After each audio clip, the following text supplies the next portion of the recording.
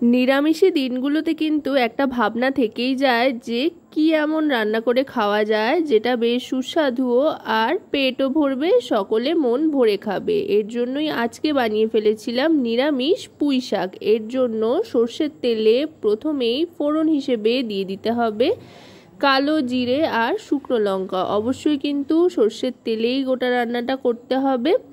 ফোড়নটা সামান্য ভাজা হয়ে আসলে দিয়ে দিতে হবে লম্বা লম্বা করে কেটে রাখা আলুর টুকরো। খুবই কম উপকরণে, একেবারেই কম সবজি দিয়ে আজকের এই রেসিপিটা তৈরি করছি।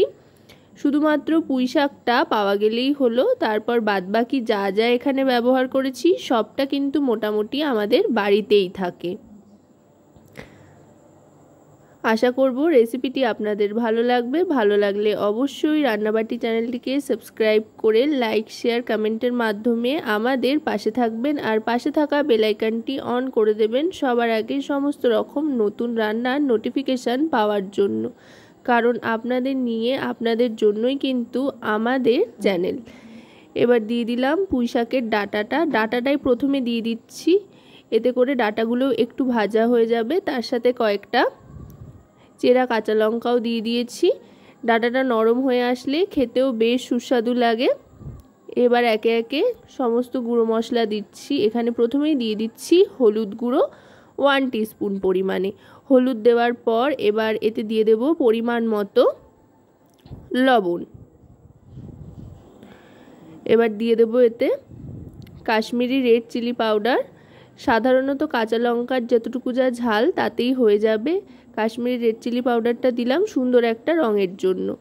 যদিও আলুগুলো বেশ লালচে করে ভাজা হয়েই গিয়েছে এখানে, আর ডাঁটাগুলো অনেকটা নরম হয়ে এসছে।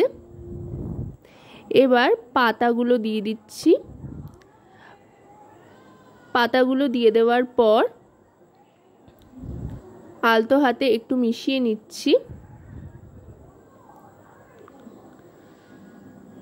এই রেসিপিটা কিন্তু খুব চটজলদি তৈরি হয়ে যায়, যেহেতু এখানে তেমন কোনো সবজির ব্যবহার করিনি, শুধু আলুই দিয়েছি, তাই খুব তাড়াতাড়ি সবটাই সেদ্ধ হয়ে যাবে। সেদ্ধর জন্য সামান্য জল দিচ্ছি, খুব বেশি জল দেওয়ার কিন্তু প্রয়োজন নেই। ডাঁটাগুলো এমনি নরম হয়ে এসছে আগে থাকতে ভেজে নেওয়ার কারণে, আর পাতা তো নরম হয়েই যাবে। এবার ঢাকনা চাপা দিয়ে দিলাম। মোটামুটি 5 মিনিট মতো গ্যাসের ফ্লেমটা লোতে রেখে ঢাকনা চাপা দিয়ে রাখতে হবে। মিনিট 5 বাদে ঢাকনাটা সরিয়ে নিলাম।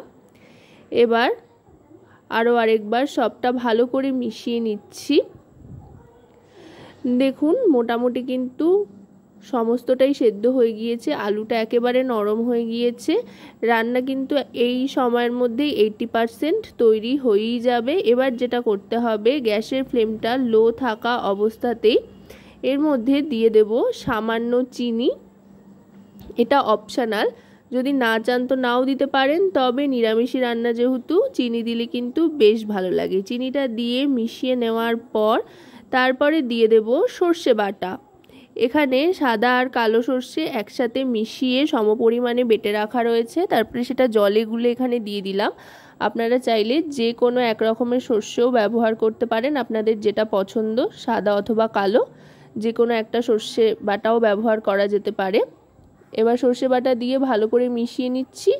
বেশ একটা মাখো মাখো টেক্সচার আসলে তারপরে সার্ভ করে দিচ্ছি গরম গরম ভাতের সাথে। খেতে কিন্তু অসাধারণ লাগে এই রেসিপি।